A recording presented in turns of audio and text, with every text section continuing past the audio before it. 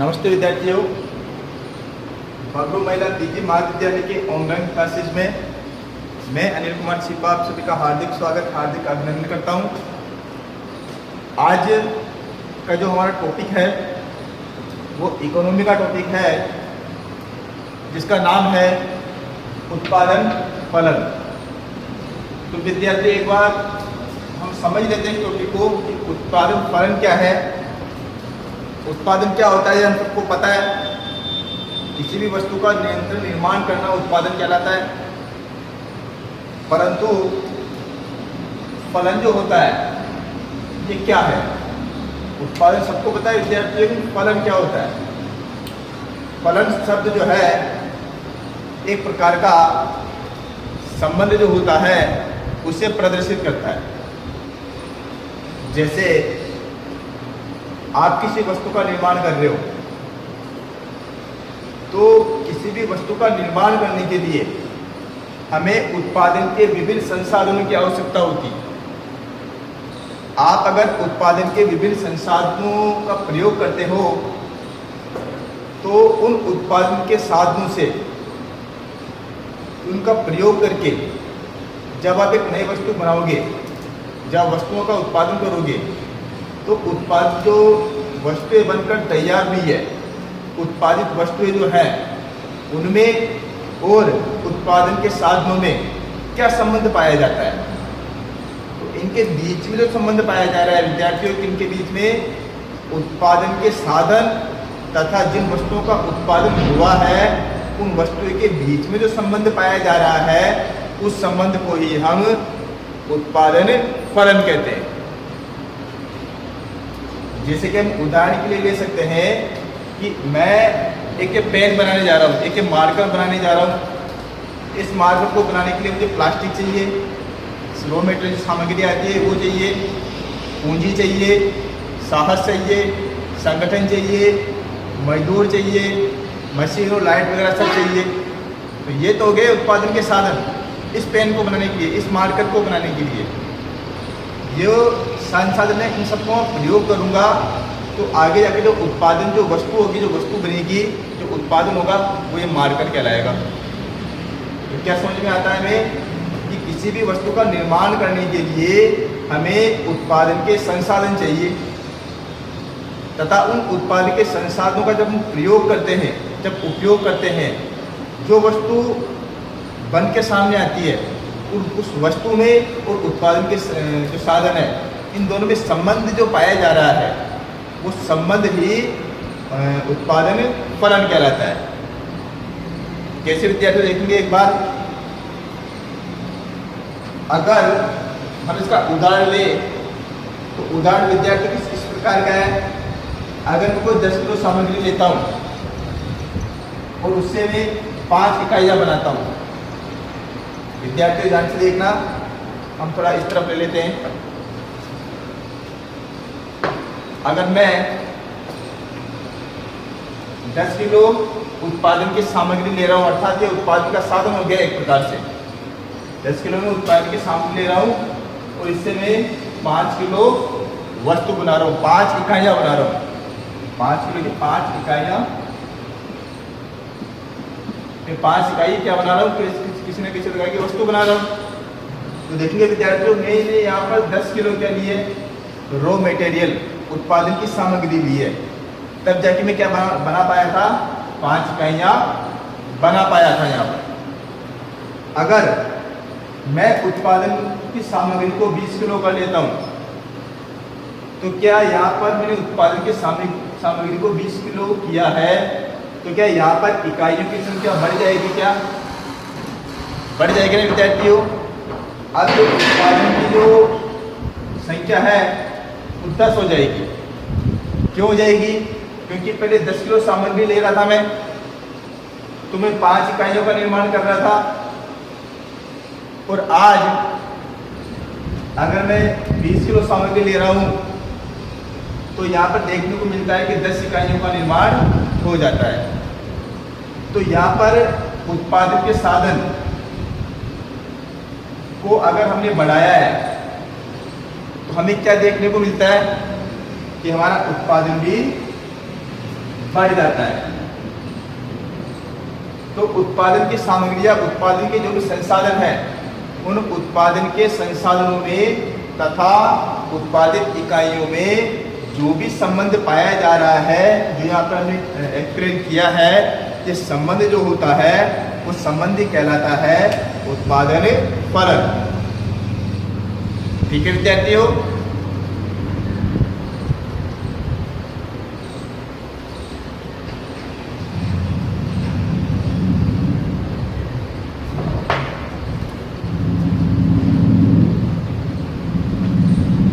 एक बार उत्पादन फलन जो है इसकी परिभाषा पढ़ लेते हैं, परिभाषा देख लेते हैं।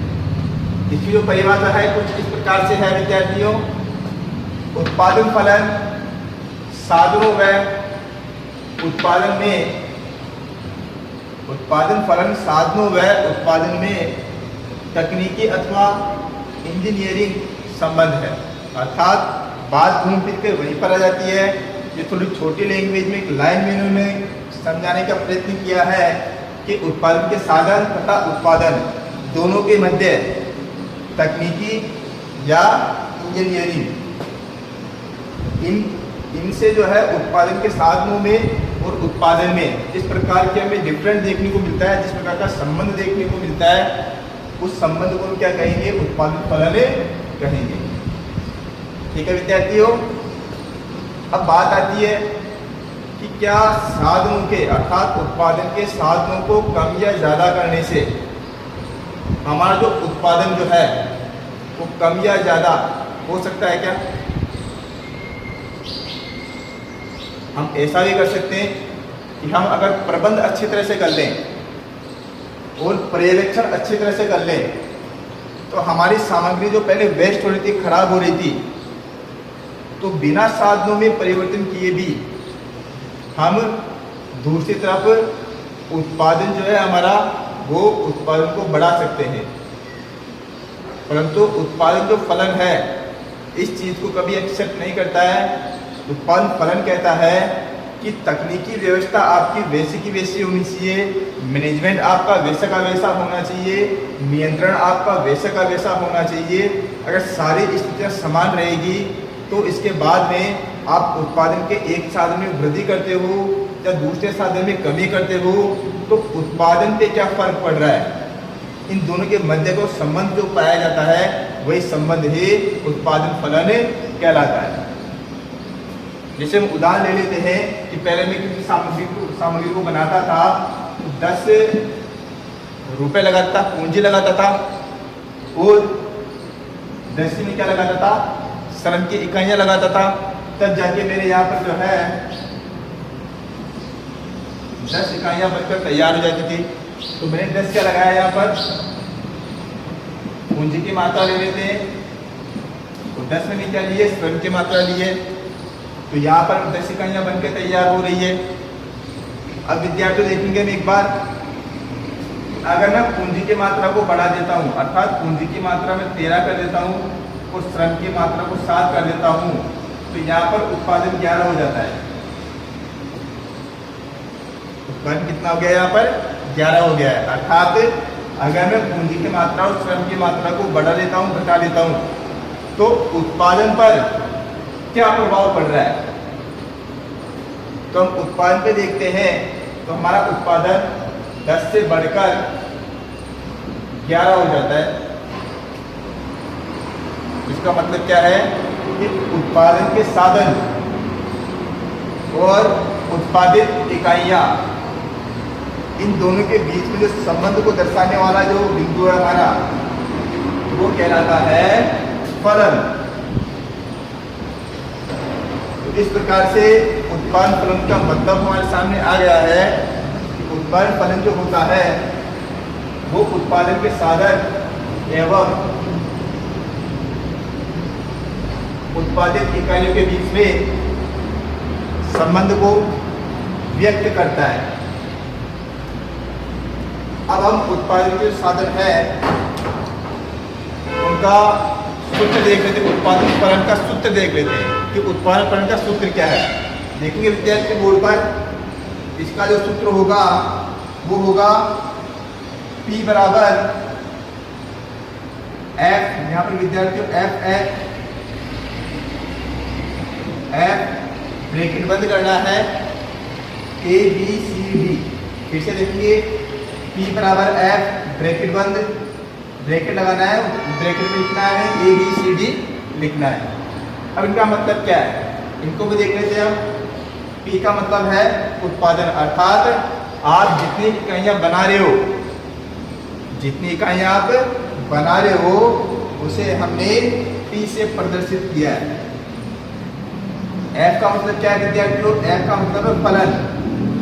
जो हमने पहले वहां पर पढ़ा है वो क्या कहलाएगा, F का मतलब फलन से होगा। बाकी बचा है A B C D, बीच के अंदर मध्य में A B C D क्या है, ये उत्पादन के संसाधन हैं। क्या है विद्यार्थी, ये उत्पादन के संसाधन। इस प्रकार से निश्चित वस्तुओं का अगर हम बनाना चाहते हैं, निश्चित वस्तु को बना रहे हैं तो हमें कितनी की सामग्री किस मात्रा में काम में लेनी है, इन दोनों के मध्य में जो संबंध जो होगा वही उत्पादन फलन कहलाता है, जिसका सूत्र के रूप में हमने यहाँ पर विभाजन कर लिया है, लिख लिया है, इसको हमने देख लिया है। ठीक है विद्यार्थियों, आगे चलते हम विशेषताओं के बारे में। विशेषता एवं मान्यता। तो विद्यार्थियों एक बात को ध्यान रखना है हमें कि उत्पादन के संसाधन एवं उत्पादित वस्तुएं, इन दोनों को छोड़कर बाकी अन्य जो चीजें होंगी वो स्थिर होनी चाहिए। तब जाके हम क्या कर पाएंगे, एक निश्चितता होनी चाहिए, तब जाके हम उत्पादन फलन जो है वो सही सही निकाल पाएंगे। कैसे निकाल पाएंगे विद्यार्थी, देखेंगे एक बार हम विशेषताएं देखते हैं। इसकी विशेषता में आपको सब कुछ समझ में आ जाएगा। इसकी विशेषताएं मान्यताएं जो है उनमें ज़्यादा डिफरेंट नहीं है, ज़्यादा फर्क नहीं है, इसलिए विशेषताओं मान्यताओं को हमने एक ही जगह लिख लिया है। ठीक है विद्यार्थियों, तो देखते हैं विशेषताओं मान्यता का पहला पॉइंट हमारा निश्चित समय अवधि। जैसा कि मैंने आपको पहले बता दिया है कि एक समय अवधि निश्चित होनी चाहिए। कभी आप 1 साल देख रहे हो, कभी आप 6 महीने ले रहे हो, कभी आप 15 महीने ले रहे हो, कभी आप 7.5 महीने ले रहे हो, ऐसा कुछ नहीं होगा।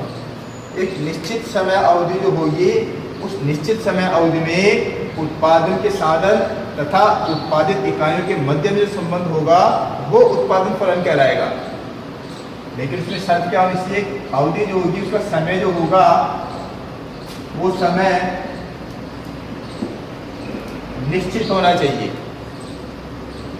दूसरा हमारे पास अल्पकाल में कुछ साधन परिवर्तनशील होते हैं।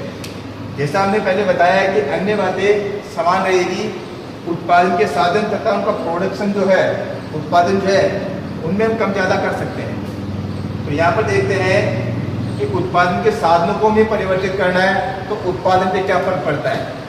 लेकिन समस्या ये आती है विद्यार्थियों कि हमारे व्यवसाय जगत में, अर्थशास्त्र में समय को हमने मोटे मोटे रूप में 2 भागों में विभाजित किया है। वैसे 3 भाग हैं, लेकिन अधिकतर 2 ही भागों पर हम काम करते हैं, अल्पकाल, दूसरा दीर्घकाल। तो पहला जो अल्पकाल है, इसमें हम सभी प्रकार के संसाधनों को परिवर्तित नहीं कर सकते। जैसे बिल्डिंग को हम अल्पकाल में परिवर्तन नहीं कर सकते, बाहर से मशीनें नहीं मंगा सकते, परंतु हम अल्पकाल में जिन उत्पादन के संसाधनों को परिवर्तित करके, जिनको हम कर सकते हैं, उन्हें परिवर्तित करके हम अपने उत्पादन को बढ़ा सकते हैं। ध्यान से सुनना विद्यार्थियों, अल्पकाल जो होती है वो काफ़ी कम समय अवधि होती है। इस समय अवधि में हम केवल उन्हीं संसाधनों को परिवर्तित कर सकते हैं, कम या ज़्यादा कर सकते हैं, जिनको कम या ज़्यादा करने में, परिवर्तित करने में समय कम लग रहा हो। हम पूर्ण रूप से सारे के सारे संसाधनों को परिवर्तित नहीं कर सकते। क्यों नहीं कर सकते? क्योंकि हमारे पास समय जो होता है वो कम होता है।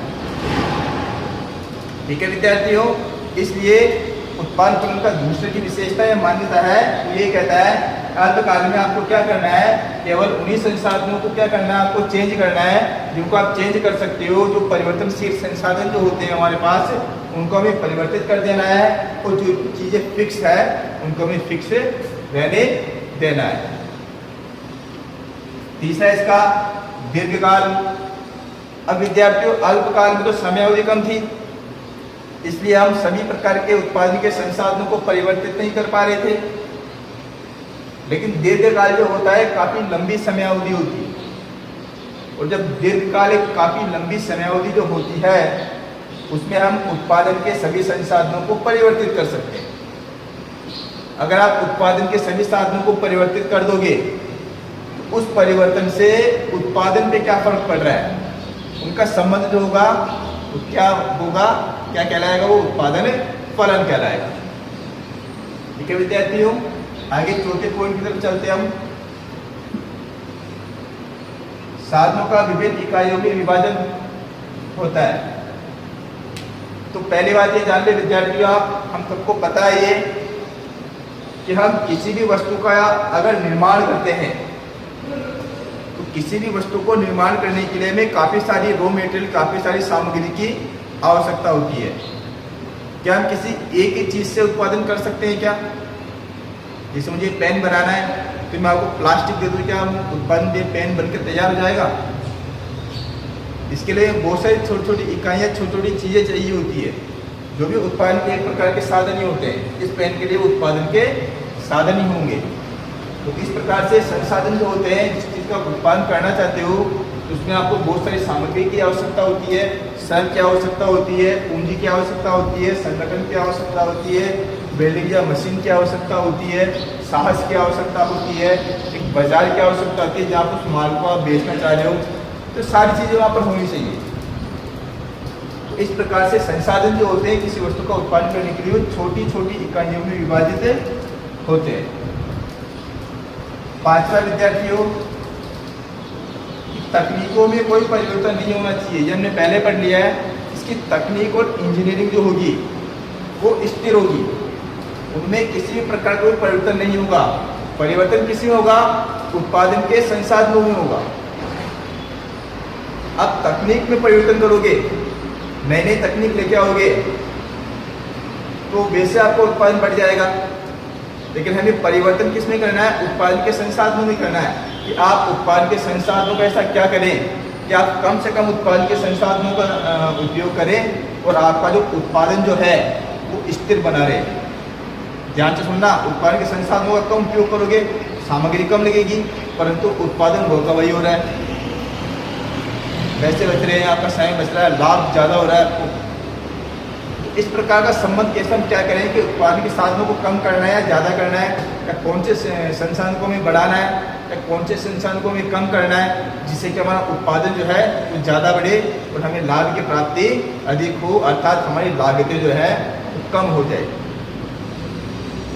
ठीक है विद्यार्थियों, एक बार फिर से वही कि तकनीक जो है उनमें किसी प्रकार का परिवर्तन नहीं करना है, हमें केवल और केवल उत्पादन के संसाधनों में परिवर्तन करना है। ठीक है, अगर अल्पकाल है तो कुछ ही संसाधनों में आप परिवर्तन कर पाओगे, दीर्घकाल है तो उत्पादन के सभी संसाधनों में आप परिवर्तन कर पाओगे। अगला छठा है विद्यार्थियों, मूल्य का समावेश नहीं। देखो, उत्पादन फलन जो है उसमें संसाधनों का जो मूल्य अगर कम या ज़्यादा होता है उससे कोई मतलब नहीं है। उत्पादन जो है वस्तु की कीमत को ध्यान में नहीं रखता है। उत्पादन फलन जो है केवल और केवल उत्पादन के संसाधन और जो बन के तैयार हो, जो वस्तु जो प्रोडक्शन हो रहा है, उनके बीच में संबंध को दर्शाता है। इसमें पैसों का कोई लेना देना नहीं होता। जिस प्रकार से उपयोगिता का संतुष्टि से संबंध है, वो संतुष्टि गलत हो, समाज के लिए सही हो या गलत हो, उससे उपयोगिता का कुछ लेना देना नहीं होता है। सेम उसी प्रकार से जो उत्पादन फलन है उसका मूल्य से किसी भी प्रकार का लेना देना नहीं होता है। मूल्य का समावेश इस उत्पादन फलन में नहीं होगा।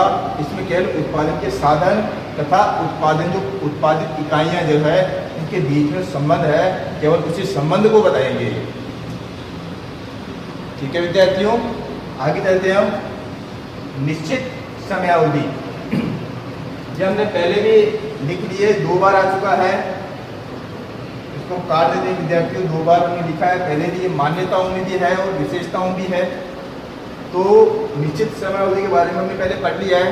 इस समयावधि जो होगी वो कैसी होगी, निश्चित होगी। ऐसा नहीं है कि आपने इस बार कहा 1 साल, फिर बाद में कहा 6 महीने, फिर बाद में कहा आपने 7.5 महीने, फिर बाद में कहा आपने 3 महीने, नहीं। तो यहाँ पर उत्पादन के संसाधन और उत्पादन प्रोडक्शन जो होगा, उन दोनों में काफ़ी अंतर देखने को मिलेगा, क्योंकि आपका यहाँ पर समय जो है वो फिक्स नहीं है। इसलिए में समय अवधि फिक्स होनी चाहिए, निश्चित होनी चाहिए। लास्ट है हमारा साधनों का प्रतिस्थापन, अर्थात हमने पहले यहाँ पर पढ़ा था, इसी उदाहरण में पढ़ा था कि श्रम को बढ़ाना और पूंजी को कम करना, या पूंजी संसाधन को बढ़ा देना, श्रम को कम कर देना। तो ऐसा करने से उत्पादन पे क्या फर्क पड़ रहा है?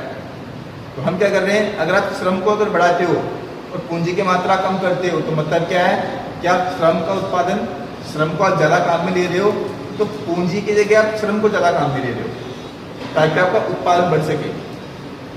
ठीक है, तो क्या हो गया, प्रतिस्थापन हो गया। श्रम को आपने क्या किया, बढ़ा दिया, पूंजी को कम कर दिया है।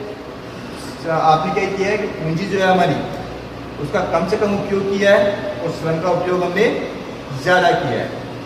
इस प्रकार से जो संसाधन होते हैं, साधनों का प्रतिस्थापन, अर्थात किसी भी वस्तु को बनाने के लिए बहुत सारे संसाधनों की आवश्यकता होती है, और उन संसाधनों को हमें कहाँ पर बढ़ाना है, कौन से संसाधन को हमें कम करना है, जिससे कि आपका उत्पादन बढ़ सके। तो उत्पादन तथा उत्पादन के इन्हीं संसाधनों के मध्य में पाए जाने वाले संबंध जो होगा, वही संबंध आपका क्या कहलाएगा, उत्पादन फलन कहलाएगा। ठीक है विद्यार्थियों, धन्यवाद।